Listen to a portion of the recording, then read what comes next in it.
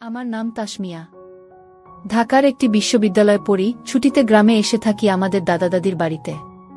সেখানে অনেক আত্মীয় আসে, কিন্তু আমার চোখ আটকে গেছে শিউলি চাচির দিকে। আমরা দূর সম্পর্কের আত্মীয় হলেও তার উপস্থিতিতে কিছু অদ্ভুত শানিত আনন্দ বোধ হচ্ছিল। এক বিকেলে উঠোনে চা খাচ্ছিলাম, সে পাশে এসে বসল। তুমি তো শহুরে মেয়ে, গ্রামে এসে কেমন লাগছে? সে হেসে বলল। আমি বললাম, ভালোই লাগছে, কিন্তু অপরিচিত মনে হয় কি? তার হেসে বলার ভঙ্গি মনে গেঁথে গেল।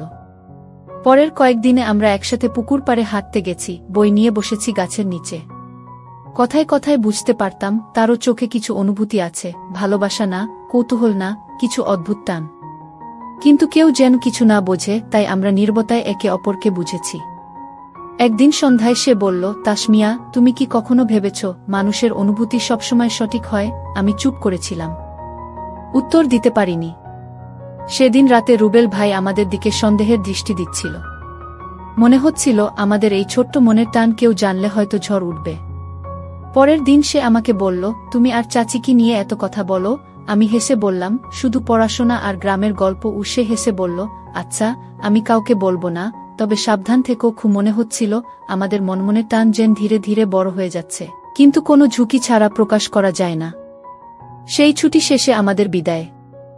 ঢাকায় ফিরে আসার সময় চোখের কোণ দিয়ে আমরা একে অপরকে দেখেছি, মৃদু হাসি ও দৃষ্টি বিনিময়। মনে হচ্ছিল আমাদের প্রেম শুরু হয়েছে, নীরব, সংযমী, কিন্তু গভীর। আমরা জানি সামাজিক নিয়ম মেনে চলতে হবে, তবুও সেই অনুভূতি থাকবে চিরকাল। ঢাকায় ফিরে আসার পর মনে হচ্ছিল শিউলি চাচির উপস্থিতি আরও কাছে চলে এসেছে। কলেজের ব্যস্ত জীবনের মাঝেও আমি তার কথা বারবার মনে করি। আমরা ফোনে বা বার্তায় কথা বলতাম না, শুধু মাঝে মাঝে ছোট ছোট চিঠি লিখতাম, নীরব ভালোবাসার ভাষা। চিঠিগুলো পড়তে পড়তে আমার হৃদয় অদ্ভুতভাবে তাড়িত হতো। একদিন ছুটিতে আবার গ্রামে যাওয়ার কথা ছিল।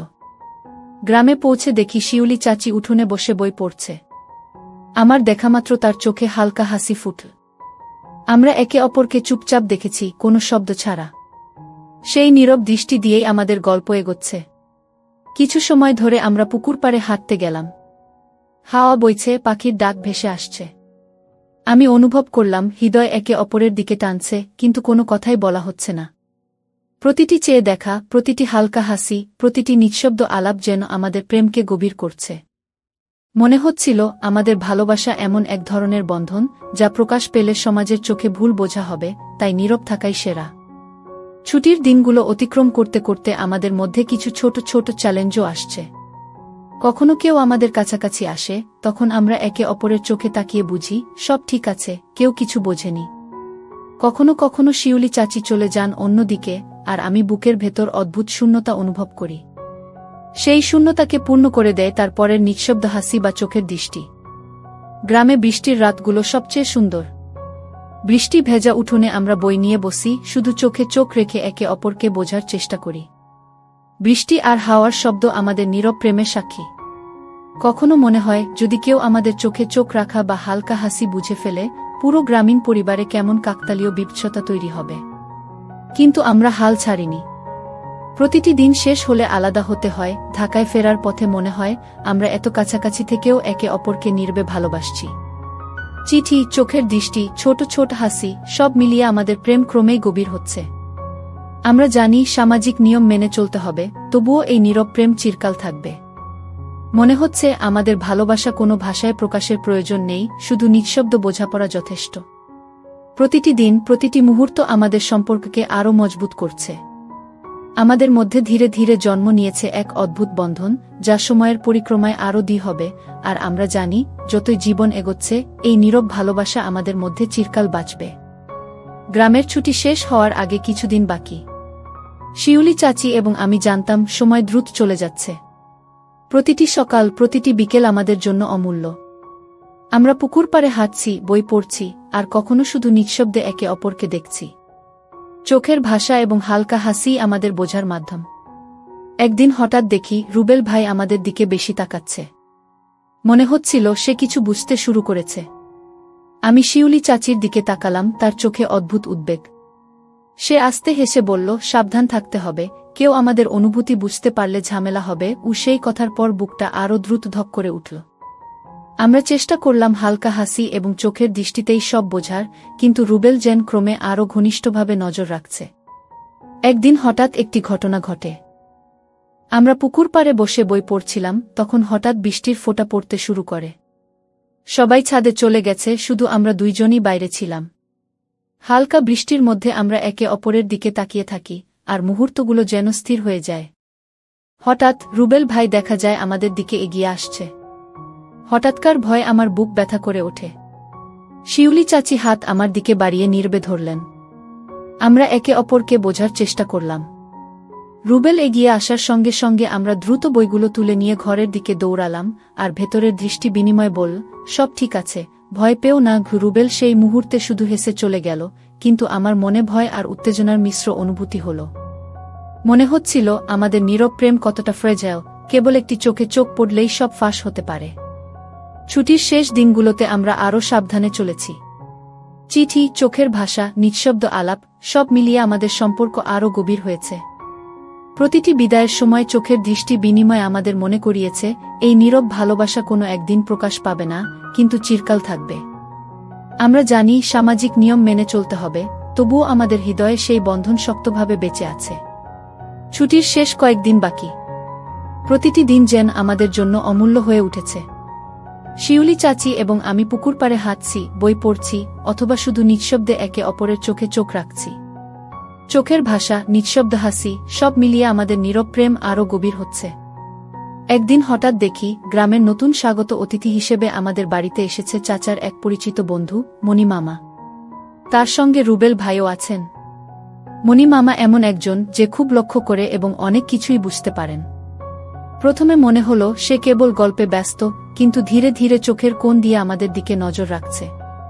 হঠাৎ অনুভব করি আমাদের নীরব টান রয়ে গেছে মাত্র চোখে চোখে।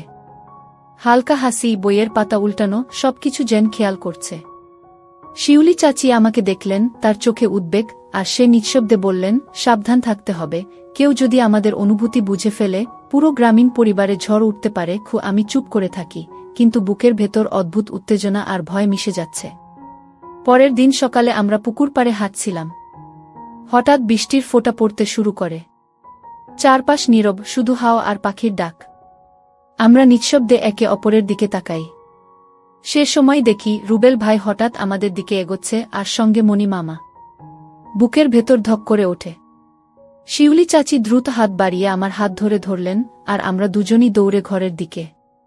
দৌড়ানোর সময় চোখের দৃষ্টি দিয়ে বোঝাচ্ছিল, সব ঠিক আছে, ভয় পেও না। রুবেল এবং মণি মামা কিছু বুঝতে পারলেন না, শুধু হেসে চলে গেলেন, কিন্তু সেই মুহূর্তে আমাদের হৃদয় অস্থির হয়ে উঠল। তারপরও আমরা বুঝতে পারলাম আমাদের নীরব প্রেম কতটা ফ্রেজাইল। যে কোনো মুহূর্তে এক ভুল চোখের দৃষ্টি, এক ভুল কথা, সব ফাঁস হয়ে যেতে পারে। বাকি ছুটির দিনগুলোতে আমরা আরও সাবধানে চলেছি। প্রতিটি ছায়া, প্রতিটি দৃষ্টি, প্রতিটি হাসি আমাদের সম্পর্ককে আরও গভীর করে তুলছে। যখন বিদায়ের দিন আসে, ঢাকায় ফেরার সময় চোখের কোণ দিয়ে একে অপরকে দেখাই, মৃদু হাসি এবং নিঃশব্দ বিদায়ের অনুভূতি। মনে হচ্ছে আমাদের প্রেম চিরকালই থাকবে, নিঃশব্দ, সংযমী, কিন্তু গভীর। আমরা জানি সামাজিক নিয়ম মেনে চলতে হবে, তবুও সেই সম্পর্কের বন্ধন আমাদের হৃদয়ে অটুট। প্রতিটি চিঠি, চোখের ভাষা, নিঃশব্দ আলাপ আমাদের নীরব প্রেমকে আরও দ্বিগুণ করছে। আমরা জানি যতই জীবন এগোচ্ছে, এই নীরব ভালোবাসা চিরকাল বেঁচে থাকবে।